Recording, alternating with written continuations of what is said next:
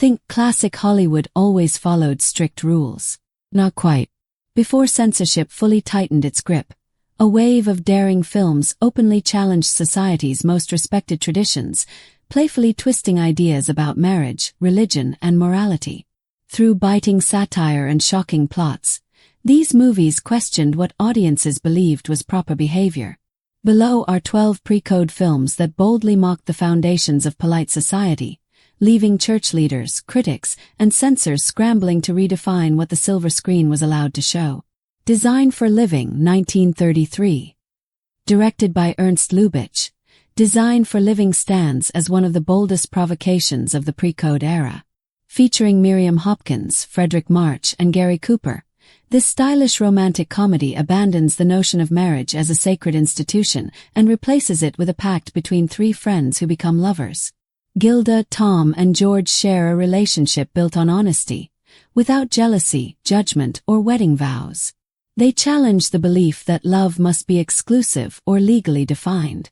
As the trio creates their own rules for living and loving together, the film treats their arrangement with warmth and wit rather than scandal. Lubitsch's script, adapted from Noel Coward's play, humorously exposes the hypocrisy of conventional morality, presenting characters who openly acknowledge their desires instead of hiding them. Packed with clever lines and sly jokes, the dialogue lets viewers know they're part of the joke.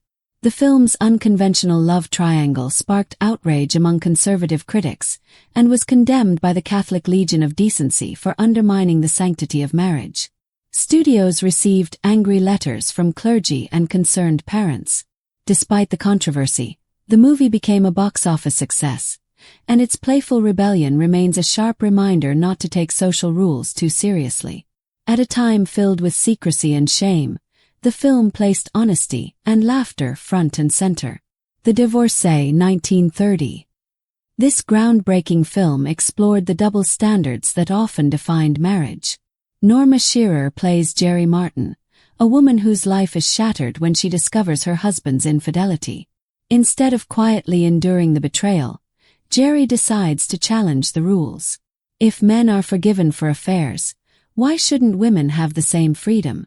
The film's treatment of adultery feels strikingly modern. Rather than portraying Jerry as morally ruined, the story frames her as a symbol of independence. It exposes the hypocrisy within social expectations that allow one partner to stray while demanding loyalty from the other. Shearer delivers a performance full of wit, irony, and defiance. When the film premiered, it drew heavy criticism from religious organizations, women's groups, and conservative commentators. Editorials warned that the movie threatened the sanctity of marriage and encouraged women to abandon traditional roles. In some cities, censors required edits or cautionary notices. Nevertheless, audiences embraced its honesty, and Shearer won an Academy Award for the role, giving voice to frustrations many women quietly shared. By refusing to punish its heroine or force her back into traditional boundaries, The Divorcee openly challenged moral gatekeepers and celebrated personal freedom, choice, and the pursuit of happiness. Red-Headed Woman, 1932. In this outrageous comedy, Jean Harlow's character Lil Andrews is a whirlwind of ambition and rule-breaking charm. Working as a secretary, Lil refuses to accept the limits society places on her, especially when it comes to romance and status. She boldly sets her sights on her married employer, seduces him away from his wife, and skillfully manipulates situations to climb the social ladder. What makes the film truly shocking is how it treats Lil's actions. Instead of punishing her for destroying a marriage, the story rewards her daring behavior. Lil secures wealth and influence while continuing to pursue new opportunities, leaving stunned husbands and wives behind her. The script brims with playful innuendo and jokes that mock society's obsession with propriety. Religious and civic organizations quickly condemned the movie as a direct attack on traditional morality. The Catholic Legion of Decency labeled it dangerous, and several theaters faced pressure to remove the film or cut controversial scenes. Yet audiences were captivated by Harlow's rebellious spirit and the film's cheeky humor. Red-Headed Woman became a major sensation, its defiance of social expectations helping shape the idea of the modern anti-heroine. It's a film that doesn't merely bend the rules. It openly laughs at them. The Sign of the Cross, 1932. Cecil B. DeMille's The Sign of the Cross is remembered both for its grand spectacle and its sly commentary on religion and power. Though presented as a historical religious drama, the film indulges in scenes of decadence, lavish feasts, extravagant parties, and the notorious milk bath sequence featuring Claudette Colbert. Rather than focusing solely on Christian virtue, much of the film highlights the excess and corruption of ancient Rome, hinting at hypocrisy within powerful institutions. While early Christians are portrayed as persecuted heroes, the narrative often spends more time exploring the indulgence and moral decay of their oppressors. The extravagant settings and outrageous festivities create a backdrop for the film's satirical edge. DeMille even inserts moments of irony where saints and sinners appear side by side, making both sides seem slightly absurd. Religious leaders reacted with fury, accusing the director of exploiting faith for sensational entertainment. The Legion of Decency condemned the film, and later re-releases required numerous cuts. Still, audiences flocked to see it, proving that viewers were more than willing to laugh at the solemn seriousness of both ancient and modern moral authorities. Ultimately, The Sign of the Cross demonstrates that even the most sacred subjects could become material for Hollywood's mischievous wit. 3 on a Match, 1932. This rapid-fire melodrama challenges traditional ideas about marriage and family life.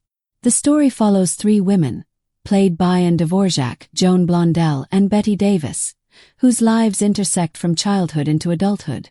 When Vivian, trapped in an unhappy marriage, abandons her husband and child to pursue excitement with another man, the film shows little respect for conventional moral expectations.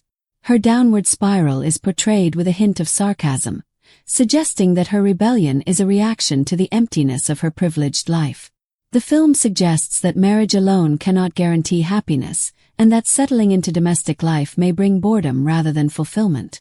Instead of condemning Vivian outright, the story presents her choices as understandable, even sympathetic. Censors and religious groups protested scenes involving divorce, affairs, and unconventional lifestyles.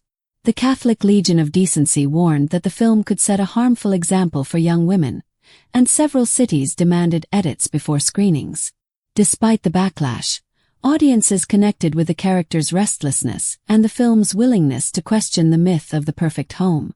3 on a Match ultimately suggests that conformity isn't always the answer, and that rebellion may sometimes be the only path to survival. Call Her Savage, 1932. Call Her Savage marked a dramatic return to the screen and became one of the most outrageous adventures of the pre-code era. Clara Bow plays NASA Springer, a fiery Texas woman who lives loudly, fights fiercely, and refuses to be controlled by anyone. The film celebrates NASA's determination to reject the roles that society and religion try to force upon her.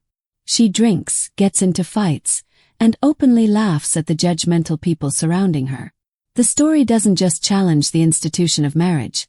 It also questions the belief that women must be obedient, modest, or submissive. NASA's life is filled with a disastrous marriage, chaotic parties, and confrontations with preachers and meddling moralists, all presented with wild humor and energy. Even when she faces hardship, the movie never turns her into a moral lesson. Religious leaders strongly condemned Call Her Savage, accusing it of mocking sacred values. Churches organized boycotts, and several city censorship boards banned the film completely. Despite the backlash, Bow's performance thrilled audiences, and critics admired the movie's fearless attack on hypocrisy and outdated social rules.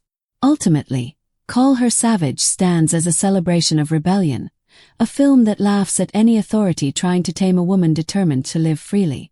Released in 1932, The Greeks Had a Word for Them is a clever comedy about 3 friends, Scatsa, Polaire, and Jean, who move through elite society using their intelligence, beauty, and charm to outmaneuver wealthy men while carefully avoiding marriage.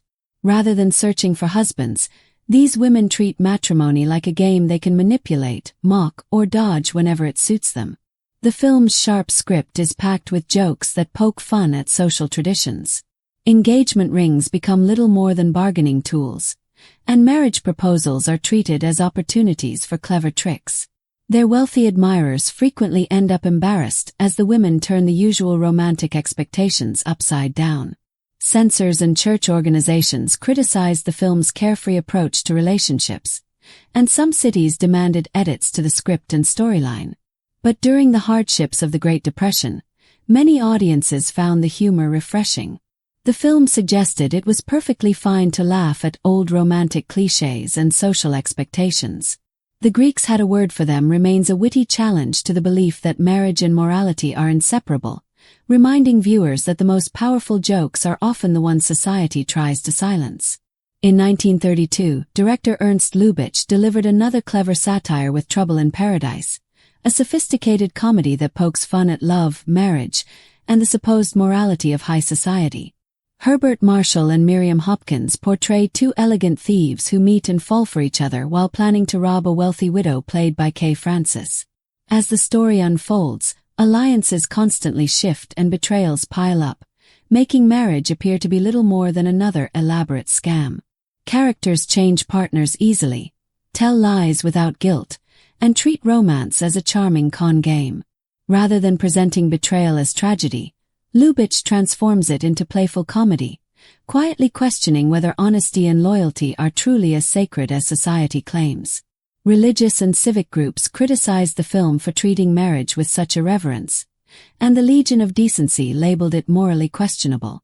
Nevertheless, the movie was warmly received by critics and urban audiences, who admired its clever dialogue and refusal to treat morality with excessive seriousness. Today, Trouble in Paradise is widely regarded as a masterpiece of wit, proving that even society's most respected traditions can be gently mocked. She Done Him Wrong, 1933, became a perfect showcase for the daring humor that defined the pre-code years. Mae West stars as Lady Lou, a confident saloon singer who effortlessly bends every rule and outsmarts the men around her. The film is packed with sly jokes targeting marriage, the clergy, and society's expectations about proper female behavior. West's famous one-liners mock hypocrisy, especially the men who preach morality while behaving quite differently themselves. Lady Lou sidesteps proposals, shrugs off threats, and turns moral lectures into punchlines. Even when a reform group attempts to save her, she simply charms their leader and continues living exactly as she wishes. Religious organizations quickly reacted, with the Legion of Decency condemning the movie and church groups campaigning for bans. Yet West's fearless attitude made the film enormously popular. For audiences struggling during the Depression, her confidence felt both entertaining and empowering. She Done Him Wrong is more than a comedy.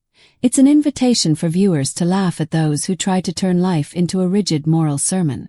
The 1931 comedy Girls About Town, directed by George Cukor, features Kay Francis and Lillian Tashman as two clever women who earn their living entertaining wealthy businessmen.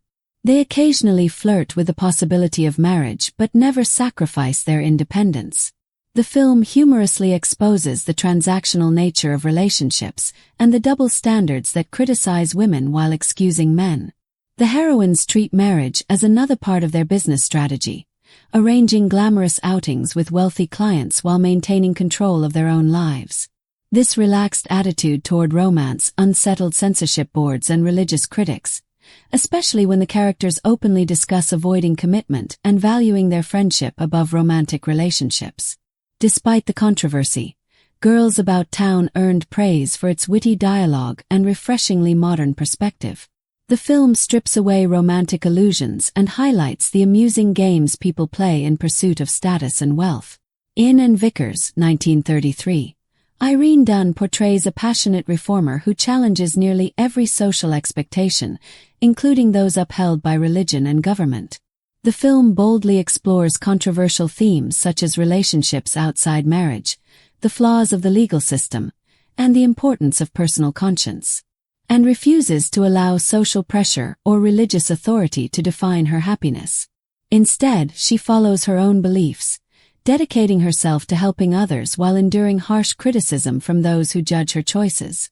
The Catholic Legion of Decency condemned the film, and several cities banned it because it portrayed a woman guided by her own moral judgment rather than traditional rules. And Vickers ultimately celebrates independent thinking and the courage required to question authority. It raises the provocative idea that true morality may sometimes require breaking society's established rules. The story of Temple Drake, 1933, adapted from William Faulkner's controversial novel Sanctuary, shocked audiences with its dark themes and willingness to challenge social institutions.